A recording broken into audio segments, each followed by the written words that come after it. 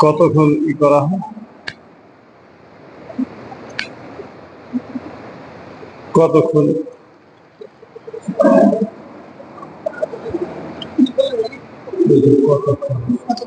অনেক ঘন্টা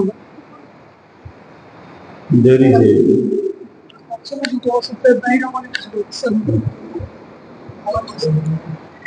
আসসালামু আলাইকুম ওয়া রাহমাতুল্লাহি ওয়া বারাকাতুহু আলহামদুলিল্লাহ আলহামদুলিল্লাহ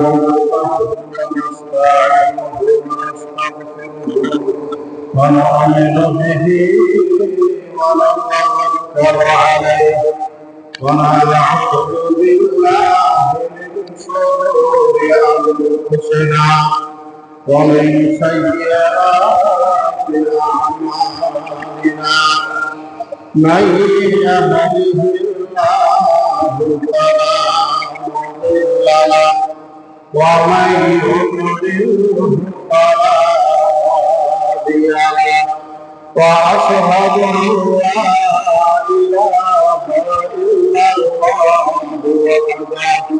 وحده لا شريك له واشهد ان محمدا عبده ورسوله اما بعد فاعوذ بالله من الشيطان الرجيم ومن يسمع شفاعة حسنة يكن له نصيب منها ومن يشفع شفاعة سيئة يكن له كفل منها وكان الله على كل شيء مقيتا সম্মানিত উপস্থিত শ্রোতা মণ্ডলী,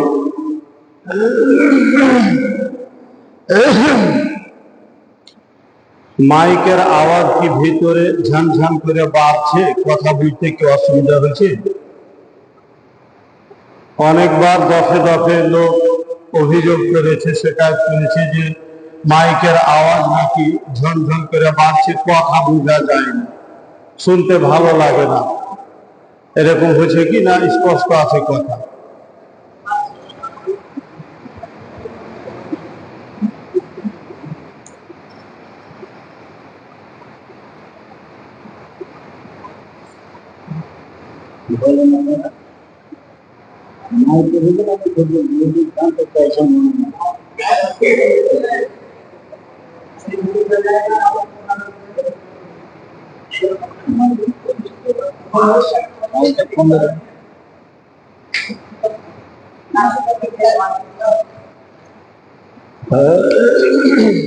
কমিয়ে দেওয়া একটু তাহলে হলো।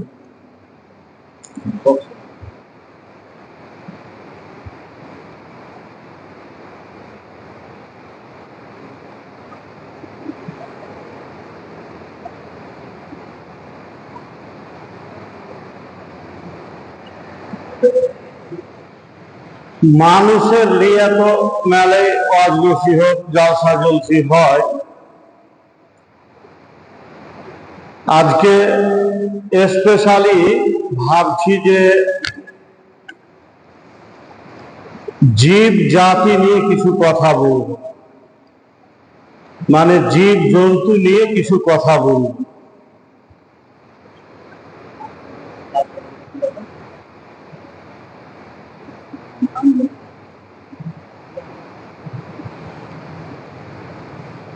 দেরি করব না, খুব অল্প সময়ে দুই চারটা কথা বলে শেষ করে দিব। চোখে ঘুম লেগে আছে, 10টার সময় মাদ্রাসা থেকে এসেই দৌড়াদৌড়ি ওই পাই চলে গেলাম ঘুমানি। একটা ট্রেনে এসে তিলভিঠা স্টেশনে নেমে টোটো ধরে বাড়ি এলাম। যেই টোটোতে চেপেছি, টোটোতে চাপার পরেই দেখছি একটা কুকুর পানের ঢপ বা চায়ের দোকান এদিকে ভিতর দিক থেকে বের হইয়া কোন রকম লুড়ুক ধুড়ুক করে রোড পর্যন্ত এলেন। টোটোতে বসি, কুকুরটাকে দেখলাম, আর দৃশ্যটা দেখলাম, তো মনে যেন খুব আঘাত লাগলো, মনে যেন খুব কষ্ট হইল।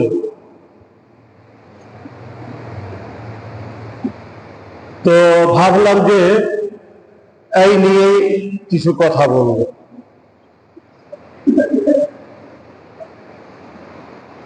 কুকুরটার দৃশ্য বা অবস্থা ছিল, কে হয়তো মেরেছে, কি গরম পানি ঢেলেছে আল্লাহ জানে। পিছন দিককার অর্ধেক ঘর নেই একেবারে, পা দুখান এমনি হয়ে ভেঙে মাটিতে সেঁটে গেছে, পা দুখান খাড়ো করে হাঁটতে পারে না। ওই পা দুখান ছেঁছিড়া পিছন সাইড মাটিতে ছেঁছিড়া কোন রকম ভিতর থেকে বের হয়ে রোড পর্যন্ত এলো। মনে হলো যেন ভোগ লেগেছে, কুকুরটাকে কিছু খেবার খুঁজে বেড়েছে। আল্লাহর কসম করে বলছি, এত মনে কষ্ট হলো, এত কষ্ট হলো, যেটা আর আপনাদেরকে আমি বলে বুঝাইতে পারছি না। আল্লাহ রাব্বুল আলামিন এই দুনিয়ার বুকে যেমন মানুষ জাতিকে সৃষ্টি করেছেন, জিন জাতিকে সৃষ্টি করেছেন, ওই রকম জীব জাতিকেও আল্লাহ সৃষ্টি করেছেন। আল্লাহর জমিনে আপনার যতটা অধিকার, আপনি যে অধিকার নিয়ে আল্লাহর জমিনে চলাফেরা করতে পারেন, একটা প্রাণী, একটা জীব জন্তু, সেও তার নিজের অধিকার নিয়ে আল্লাহর জমিনে চলাফেরা করতে পারে। তাকে টর্চার করা, তাকে মারা, তাকে কষ্ট দেওয়া কোনো মানুষের কোনো অধিকার নেই। এবং এর জন্য ইসলাম এত পরাক্রান্তি ভাবে আইন তৈরি করেছে, যেগুলো জানলে আপনি অবাক হবেন, যা আমাদের ইসলাম ধর্ম এমন যে জীব জন্তু প্রাণীর জন্য এই রকম আইন আর বিধান তৈরি করেছে, অবাক হওয়ার মতো কথা। তো আমি লম্বা আলোচনা টানবো না, এরই উপরে সামান্য একটু ইঙ্গিত দিয়ে দুটো কথা বলে কথা শেষ করে দিব। যে সমস্ত জন্তুগুলো মানুষকে কষ্ট দেয় বা যেগুলোর দ্বারাতে কষ্ট হওয়ার বা কষ্ট পাওয়ার আশঙ্কা আছে, সম্ভাবনা আছে, সেগুলো আল্লাহ রাসূল জানতেন এবং সেইগুলোকে আল্লাহ রাসূল হুকুম দিয়েছেন যে সেগুলোকে মেরে ফেলো।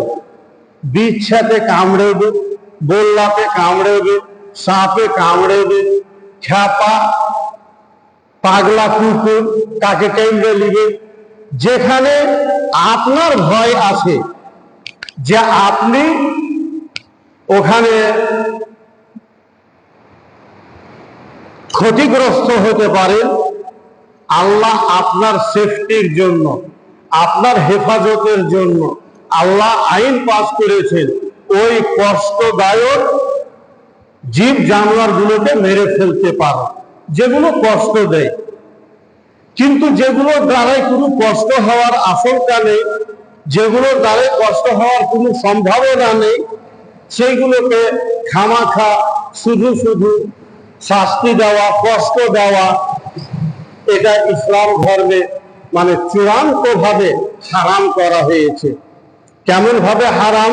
যেমন আপনার সুদ খাওয়া হারাম, ঘুষ খাওয়া হারাম, ওই রকম অযথা অনর্থক একটা জীবকে, কোন জন্তুকে কষ্ট দেওয়া, এটাও হারাম। হারামের লেভেল একই, মানে বড় মাপের হারাম, বড় মাপের হারাম। কাঁধি শঙ্করপুর বলে একটা জায়গা আছে, যেখানে 2 বছর মাদ্রাসা করেছিলাম। যারা দেখেছে তারা জানে, মাদ্রাসার লাগায় এত কাদা হতো, এক কবর কাদা, এইরকম অবস্থা।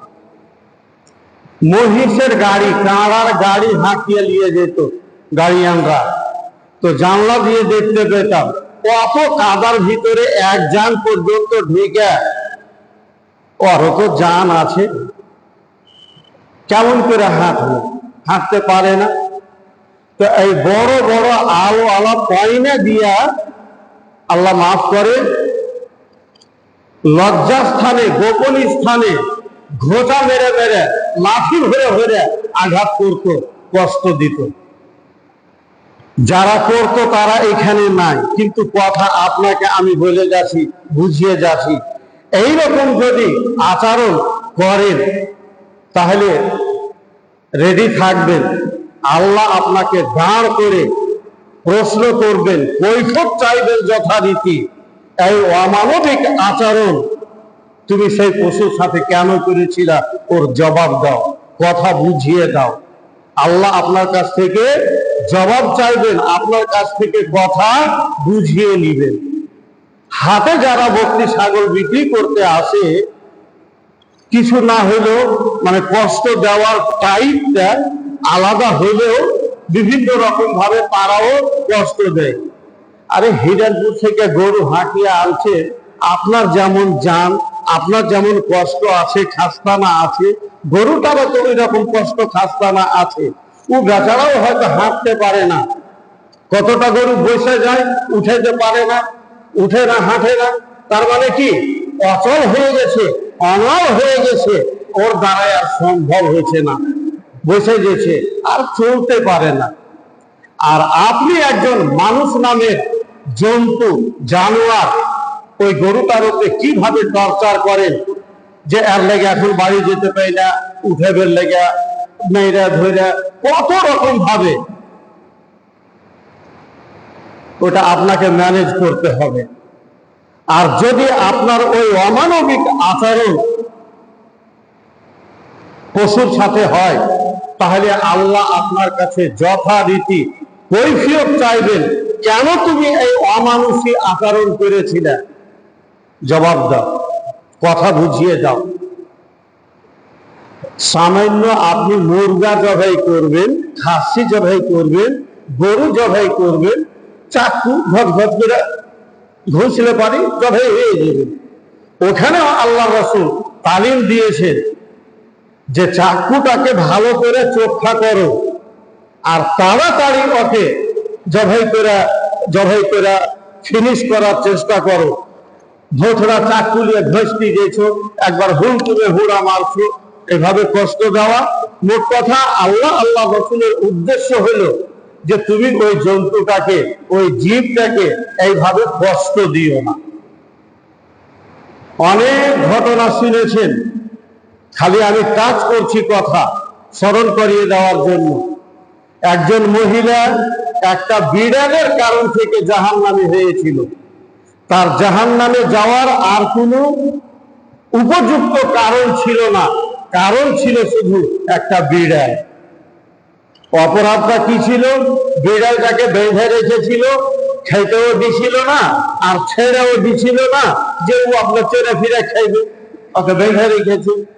এই শাস্তি বা কষ্ট দেওয়ার কারণে নবী মুহাম্মদুর রাসূলুল্লাহ সাল্লাল্লাহু আলাইহি ওয়াসাল্লাম বিশুদ্ধ হাদিসে বলেছেন, ওই নারী, ওই মহিলা জাহান্নামী, তার ঠিকানা, তার বাসস্থান জাহান্নামে। আবার এর বিপরীতে জীব জন্তুর প্রতি দয়া মায়া করলে কতটা আপনার জন্য প্লাস পয়েন্ট হতে পারে, আপনার জন্য ফজিলত মর্যাদার দিকটা কত উন্নত হতে পারে, নবী সাল্লাল্লাহু আলাইহি ওয়াসাল্লামের বিশুদ্ধ হাদিসে ঘটনা বর্ণিত, সবাই শুনেছেন। একজন মহিলা হেঁটে যেতে যেতে দেখছে একটা কুকুর তিরসার জ্বালাতে হ্যাঁস করছে। মানুষ তো বেচারির মনখানে ময়া হইল, তো কুহাতে নেমে ওই জুতাতে মোজাতে খাইতে পানি উঠিয়ে কুকুরটাকে পান করে। আর ওই মেয়েটা কেমন মেয়ে ছিল? একজন বেশ্যা মেয়ে ছিল, মানে চরিত্র নষ্ট মেয়ে ছিল, চরিত্রহীনা মেয়ে ছিল, যে জীবন ভর হয়তো ওই কুকর্ম করে জীবন কাটিয়েছে। এমন এক পাপিষ্ঠ মহিলা, শুধু তার অন্তরে একটু মায়া হলো যে আল্লাহর মাখলুক, আমাকে যেমন তৃষ্ণা লাগলে আমার কষ্ট হয়, ওই রকম এই কুকুরটারও কষ্ট হয়েছে। শুধু এই মায়াটুকুন জাগলো অন্তরে। কি কাহা জুতা মোজা খুলে কফি এক জায়গা পানি উঠিয়ে কুকুরটাকে খিলাইল। আর এই কাজটাতে আল্লাহ এত খুশি হলেন, আল্লাহ রাব্বুল আলামিন ওই মেয়েটা কৃতজ্ঞতা আদায় করলেন, শুকরিয়া আদায় করলেন, বিনিময়ে আল্লাহ তার জন্য জান্নাত পাস করে দিলেন। এই মেয়েটা জান্নাতি হবে, জান্নাতে তার জন্য সার্টিফিকেট দিয়ে দেওয়া হলো।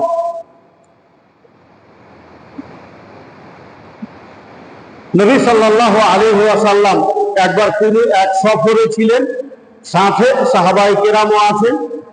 কোন এক জায়গাতে বসে রেস্ট নিছেন। তো আল্লাহ নবী ওইখান থেকে উঠে কোন দরকারে একটু মোড়ের দিকে গেলেন, কোন জায়গায় একটু উঠে গেলেন। এবার এখানে থাকবে বাকি সাহাবায়ে কেরাম মুসলমানরা। ওই সময়টি উড়তে উড়তে একটা পাখি, দুটা বাচ্চা লিয়া, সাথে দুটা বাচ্চা লিয়া একটা পাখি উড়তে উড়তে চলে এলো। তো সাহাবায়ে কেরাম ছেলেপিলারা যেমন আমাদের পরে বিড়ালের বাচ্চাটা ধরে নিয়ে, কুকুরের বাচ্চাটা ধরে নিয়ে খেলাধুলা করতে লাগলো। এরা খেলাধুলা করছে, ওটা বুঝছে না ছেলেপিলারা। ওই রকম সাহাবায়ে কেরাম বাচ্চা দুটাকে ধরে নিয়ে মানে খেলাধুলা করছে বা লাভ পালহ করছে, যেই কিছু ধরে নিয়েছে। এখন বাচ্চা দুটা যে ধরে নিয়েছে, তো ওর মা কি আর স্থির থাকতে পারবে? মা হনে জিনিস, যে কোনো জাতির ভিতরে হোক মা মাই হয়। এখন ওই বাচ্চা দুটার মা এই মানে ডানা মারছে আর ঝেপটা ছটপট করছে যে আমার বাচ্চাটা ধরে নিলে এরা বাচ্চাটা ছাড়ে না কেন। ওর মনের কথা তো জানি না, কিন্তু এটাই স্বাভাবিক, এটাই সে বলতে চাইছিল। মানে ডানা ঝাঁপ দিয়ে, পাখা ঝাঁপ দিয়ে ছটপট করছে। আর ওই সময়টি আল্লাহ রাসূল এসে পৌঁছে গেলেন। কি ব্যাপার, এই পাখিটা এরকম করছে কেন? কে বললে তোমাদেরকে বাচ্চা দুটা ধরতে? বাচ্চা ছাড়ো, বাচ্চা ছেড়ে দাও। সঙ্গে সঙ্গে আল্লাহ রাসূল অর্ডার জারি করলেন বাচ্চা ছেড়ে দেওয়া। বাচ্চা দুটা ধরে নিয়ে তার মায়ের যে কষ্টটা হচ্ছে, ওই কষ্টটুকু দেওয়ার কারো অধিকার নেই। ওর বাচ্চা ও বুঝুক, তুমি কেন তার বাচ্চা ধরে আটকে রাখলে? তুমি কেন তার বাচ্চা ধরে আটকে রাখলে? আবার ওই হাদিসে আরো একটা ঘটনার ইঙ্গিত করা হয়েছে একই হাদিসের ভেতরে। সাহাবায়ে কেরাম বলছেন, এক জায়গাতে মেলাটি পিঁপড়ে ছিল, তা আমরা পিঁপড়ের হাতে আগুন লাগিয়ে পুড়িয়ে দিলাম। আল্লাহ রাসূল বললেন, কে আগুন লাগিয়ে এখানে পিঁপড়াকে? বলে আমরাই লাগালাম আল্লাহ রাসূল। তো বলে তোমরাকে আগুন দিয়া পুড়ে দেওয়ার অধিকার কে দিলে? আগুন সৃষ্টি করার, আগুন তৈরি করার যিনি রব, যিনি মালিক, তিনি একমাত্র আগুন দিয়ে কোন জাতিকে শাস্তি দিতে পারেন। এছাড়া কোন মানুষের অধিকার নেই যে আগুন জ্বালিয়ে, আগুন দিয়ে পুড়িয়ে শাস্তি দিতে পারে। তো মোটামুটি ভাবে এই দু চারটা কথার ভিতর দিয়ে আমি যে জিনিসটা বলতে চাইছি, বুঝাইতে চাইছি, সেটা হলো কি, যে কোনো প্রাণীকে কষ্ট দেওয়া যাবে না। আপনি বকরি পুষতে পারবেন না, খবরদার বকরি কিনবেন না। আর বকরি কিনলে পারে তার সেবা করার মতো আপনাকে সেবা করতে হবে, খেতে দেওয়ার মতো খেতে দিতে হবে, তার থাকা খাওয়ার ব্যবস্থা, মশা লাগছে তার ব্যবস্থা, যেভাবে যা করতে হয়। তো এগুলো মোটামুটি মানুষেরা করে, এখানটা মশারিও ব্যবস্থা করে। আর কতগুলো নাহানজার মানুষ আছে যাদের কোনো ব্যাপার নেই, খেতে পেলে তো কি ভ্যাভিয়া মরে গেছে, কোনো ভুরুক্ষেপই নেই। খবরদার আপনি ছাগল কিনবেন না। যদি পুষতে না পারেন, ছাগলের যদি আপনি সেবা করতে না পারেন, তাহলে আপনি ছাগল কিনবেন না। আর কিনলে তার সেবা যত্ন করবেন। এবারে আপনাকে বলি, আপনি যদি এই পশু প্রাণীর প্রতি দয়া করেন, মায়া করেন, তাহলে বিনিময়ে আপনি পাবেন কি, আল্লাহ আপনাকে দিবে কি? এই কথা বলেই কথা শেষ করে দিব। নবী সাল্লাল্লাহু আলাইহি ওয়াসাল্লাম হাদিসে বলেছেন, আর রাহিমুনা ইয়ারহামুহুমুর রাহমান, যারা দয়া করে, যারা মায়া করে, আল্লাহর রহমান তিনি তাদের উপরে দয়া করেন। কথা বুঝতে পারলেন? যারা দয়া মায়া করে আল্লাহ তাদের উপরে দয়া মায়া করে, আল্লাহ তাদের উপরে দয়া মায়া করে। তারপরে আরো কথাটা একটু ভেঙে বিশ্লেষণ করে আল্লাহ রাসূল বলছেন, ইরহামু মান ফিল আরদি ইয়ারহামকুম মান ফিস সামা। আল্লাহর ভূমণ্ডলে, আল্লাহর জমিনে যত যা কিছু আছে ওই সবগুলোর প্রতি তোমরা দয়া মায়া করো, তাহলে আল্লাহ তোমাদের উপরে দয়া মায়া করবে। জমিনের বুকে যারা আছে তাদের উপরে তোমরা দয়া মায়া করো, তাহলে যিনি আকাশের উপরে আছেন তিনি তোমাদের উপরে দয়া মায়া করবে। লাথায়, জুতায়, গুছলায় দেখেছেন তো, এগুলাতে মানুষকে লাথায় না, গুথায় না, কত রকম ভাবে টর্চার করে, আঘাত করে, মারে, কষ্ট দেয়। ওইটা দেখে আপনাকে মায়া লাগে কি লাগে না? ওই মায়াটা একটা জন্তুর প্রতি আপনার হইতে হবে।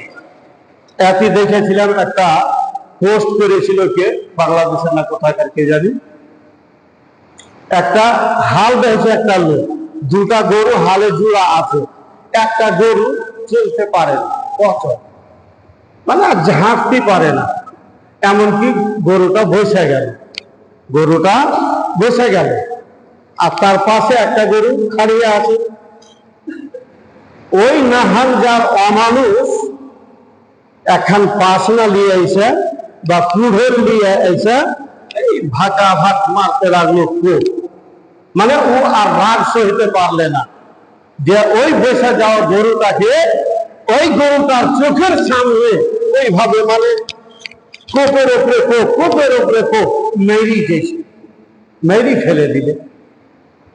দেখতে পাচ্ছিলাম এই দ্বিতীয় গরু যেটা খাড়িয়েছিল, চোখ দিয়ে টস করে পানি ঝরছে, মানে ও তো বুঝতে পারছে, কথা না হয় বলতে পারে না, আপনার মতো জ্ঞান দেয়নি আল্লাহ ওদেরকে, কথা বলার বাক শক্তি দেয়নি, কিন্তু বুঝতে তারাও পারে, বুঝতে তারাও পারে। না হলে নবী সাল্লাল্লাহু আলাইহি সাল্লাম এই কথা কেন বললেন যে মানুষেরা কবরে দাফন করে যখন চলে আসে তখন জীব জন্তুরা বুঝতে পারে যে ওর কবরে আযাব হচ্ছে।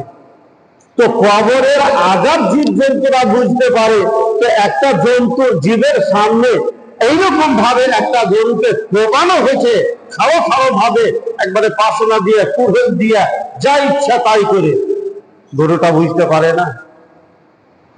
তো বলছিলাম, আপনার আল্লাহর দয়া পাওয়া অনেক অংশে এটা অ্যাডেড আছে বা সম্পৃক্ত আছে, জড়িত আছে পশুপালের উপরে দয়ার সাথে। কারণ আল্লাহ নবী বলছেন, ইরহামু মান ফিল আরদি, দুনিয়ার বুকে জমিনে যেগুলো আছে সেইগুলোর উপরে তোমরা দয়া মায়া করো, তাহলে আল্লাহ যিনি আকাশের উপরে আছেন তিনি তোমাদের উপরে দয়া মায়া করবেন। সম্মানিত উপস্থিতি, আমরা সবাই এগুলোর সাথে জড়িত, হাল বল, গরু ছাগল, হাট বাজার কিনা কাটা, পুষা পাশি, এগুলোর সাথে জড়িত। আমাদের আচরণটা জীবজন্তুর সাথে বা জীবজন্তুর প্রতি কেমন থাকে এটা একবার আপনাকে আগে চিন্তা করতে হবে, ভাবতে হবে। কারণ আপনার আল্লাহর কাছে পার হওয়ার, জান্নাত জাহান্নামে যাওয়ার অনেকটা সম্পর্ক আছে আপনার এই আচরণের সাথে, যে সেইগুলোর সাথে আপনি আচরণ কি করেন। আপনার বাড়ির পাশে কোনো লোক এই পাশবিক আচরণ করে, আপনি তাকে বাধা দিবেন, আপনি তাকে মানা করবেন, আপনি তাকে বুঝাবেন। কারণ এই দায়িত্ব মানুষের উপরে দেওয়া হয়েছে। ওই যে একটা হাদিস বলে, কুল্লুকুম রাঈন ওয়া কুল্লুকুম মাসউলুন আন রাঈয়াতিহি, তোমাদের সবাই দায়িত্বশীল, মানে সবার উপরে দায়িত্ব আছে, এবং প্রত্যেক দায়িত্বশীল মানুষকে আল্লাহ কিয়ামতের দিন জিজ্ঞাসা করবে, তুমি তোমার দায়িত্ব পুরোপুরি ভাবে আদায় করেছিলে কিনা। তোমার দায়িত্ব পালনের হিস্ট্রি শোনাও, তোমার দায়িত্ব পালনের হিসাব বুঝাও। তো এই যে সাপ্তাহিক আলোচনাগুলো, এই আলোচনাগুলোর উদ্দেশ্য কি? উদ্দেশ্য আল্লাহ এবং আল্লাহ রাসূলের যে পায়গাম, যে মেসেজটা আল্লাহ দিয়ে রেখেছেন কোরআনে, যে মেসেজগুলো আল্লাহ রাসূল হাদিসে দিয়ে রেখেছেন, এই মেসেজগুলো মানুষের কাছে পৌঁছে দেওয়া। দেখো জি, আল্লাহ এই কথা বলেছে, নবী সাহেব এই কথা বলেছেন, আপনাদেরকে এটা শুনিয়ে দেওয়া হলো, জানিয়ে দেওয়া হলো। এটাই হচ্ছে দাওয়াতি কাজ, এরই নাম হচ্ছে দাওয়াতি কাজ। যে দাওয়াতি কাজগুলো এই সাপ্তাহিক মাসিক ইজতেমাগুলোর ভিতরে করা হয় বা দায়িত্ব পালন করা হয়, বাকি প্রত্যেক মানুষের ব্যক্তিগত একটা দায়িত্ব আছে। আপনাকে আপনার জায়গাতে থেকে আপনার দায়িত্ব পালন করতে হবে। আপনার স্ত্রী নামাজ পড়ে না, তো ও দায়িত্ব আমাকে পালন করতে হবে না আপনাকে করতে হবে? আপনার স্ত্রীকে নিয়ে সংসার আপনি করেন না আমি করি? আমি আমারটাকে নিয়ে করি। আপনার স্ত্রীর তো দায়িত্ব আমার উপরে নাই, আপনার স্ত্রীর দায়িত্ব আপনার উপরে আছে। তাকে সোজা করা, নামাজ পড়াইতে অভ্যস্ত করা, পর্দা হয়ে চলা, যা কিছু দরকার আপনাকে সেটা ম্যানেজ করতে হবে। কারণ আপনার স্ত্রী, আপনার বেটা বেটি, এইগুলোর রাজা, এইগুলো প্রধানমন্ত্রী আল্লাহ আপনাকে বানিয়েছেন। ওই প্রধানমন্ত্রীর পদ আল্লাহ আপনাকে দিয়েছেন। আর রিজালু কাওয়ামুনা আলান নিসা, নারীদের উপর, মহিলাদের উপর প্রধানমন্ত্রীর দায়িত্ব দেওয়া হয়েছে পুরুষদের হাতে। এই জন্য তালাকের ক্ষমতা পুরুষদের হাতে, নারীদের হাতে না। অনেক কিছু কথা, কিন্তু আমার টপিক এইদিকে না। আমার বলার উদ্দেশ্য যে ব্যক্তিগতভাবে আপনার যে দায়িত্বগুলো আছে সেইগুলো আপনাকেই পালন করতে হবে, এবং সেইগুলোর বোঝাপড়া, সেইগুলোর প্রশ্ন উত্তর আপনার সাথে ডাইরেক্ট হবে। আপনার বিষয় নিয়ে আমাকে প্রশ্ন হবে না।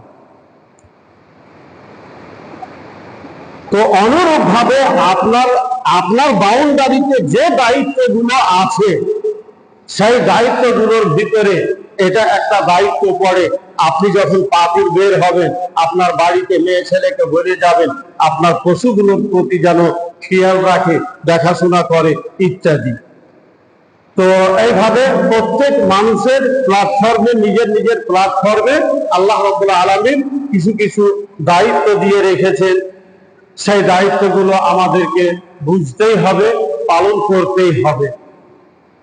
মোটামুটি সামথিং আমার বিষয়ের উপরে যেটা আপনাদেরকে বলার এবং বুঝানোর উদ্দেশ্য ছিল, আশা করি মোটামুটি ভাবে আমার কথাটি পরিষ্কার হয়ে গিয়ে হবে, আপনারা বুঝে গিয়ে হবে যে আমি আজকের আলোচনার ভিতর দিয়ে আপনাদের কাছে কোন জিনিসটা দিতে চাইলাম, কোন মেসেজটা পৌঁছাতে চাইলাম। কথা কি বোঝা গেছে? তাহলে শেষ করে দেওয়া হলো এখান থেকেই আলোচনা। বাকি আল্লাহ আবার আমাদেরকে এই সুযোগ দিবেন, আসবো নানান সময়ে, নানান প্রোগ্রামে, নানান বিষয়ের উপরে কথা বলা হয়, আলোচনা করা হয়। 20 মিনিট, আধ ঘন্টা সময়ের ভিতরে গোটা শরীয়ত তো তুলে ধরা হবে না। কোনো একটা বিষয়ের উপরে, হয় সুদের উপরে, ঘুষের উপরে, নামাজের উপরে। তো আজকে ভাবলাম যে আলাদা করে ওই বেচারা জীবজন্তুরাকে নিয়ে দুটো কথা আপনাদের মাথায় দিই, যাতে করে আমরা যদি এই বিষয়টা নিয়ে হয়তো একটা অবহেলায় পড়ে আছি, কোনো হয়তো এটা নিয়ে আমাদের ভ্রুক্ষেপই থাকে না, কেমন করে হাল বাহিতে গেলাম, গরু হাঁকাইলাম, বকরি হাঁকাইলাম, তো না। এখানে আপনার ভেতরে একটা সজাগতা, সতর্কতা, সাবধানতা অবশ্যই থাকতে হবে।